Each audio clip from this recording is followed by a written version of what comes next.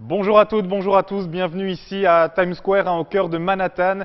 Je vais vous présenter depuis les studios du Nasdaq un nouveau numéro de Newstech Hebdo pour faire ainsi un petit point sur l'actualité de la semaine en ce qui concerne les nouvelles technologies. Et on commence aujourd'hui avec une fermeture surprise, celle de LucasArts. Fermeture intervenue cette semaine, un mercredi dans la journée.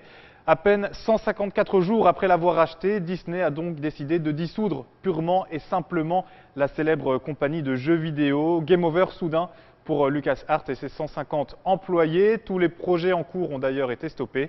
De quoi bien évidemment attrister tous les fans du groupe, d'autant plus que cela n'empêchera pas du tout Disney d'utiliser les noms appartenant à la société.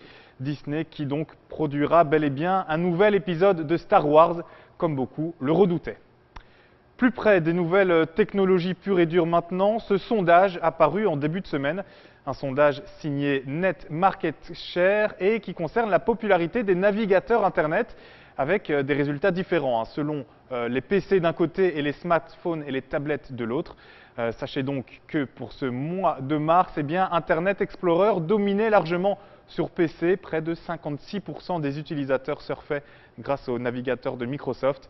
Internet Explorer qui devançait Firefox, deuxième avec 20%, et Chrome, troisième avec 16% des utilisateurs.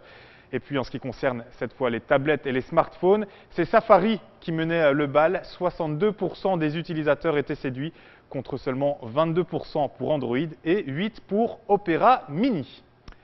La semaine dernière, un scandale éclatait autour d'Apple et de son service après-vente chinois. Un service après-vente jugé moins performant et moins attentif qu'en Europe. Ce lundi, le patron du groupe Apple, Tim Cook, s'est officiellement excusé. Il a même fait figurer une note officielle sur le site chinois d'Apple. Tim Cook qui s'est engagé à ce que les garanties chinoises des iPhone 4 et 5 soient mieux expliquées, que la réparation des appareils soit plus fiable et enfin que le service après-vente asiatique soit plus facilement joignable.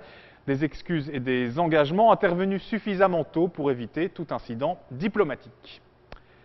40, voilà pour terminer comme à chaque fois le chiffre de la semaine, 40 ans que le téléphone portable existe. Le 3 avril 1973, Motorola lançait le tout premier téléphone portable. Son poids, plus d'1 kilo, son autonomie, 20 toutes petites minutes.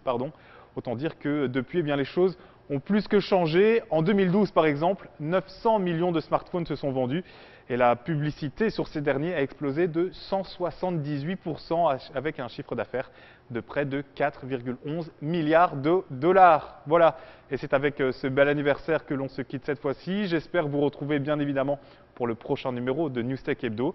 Ce sera toujours depuis le Nasdaq, toujours avec NYFP. D'ici là, bien évidemment, passez une excellente semaine et surtout n'oubliez pas, portez-vous bien. Bye.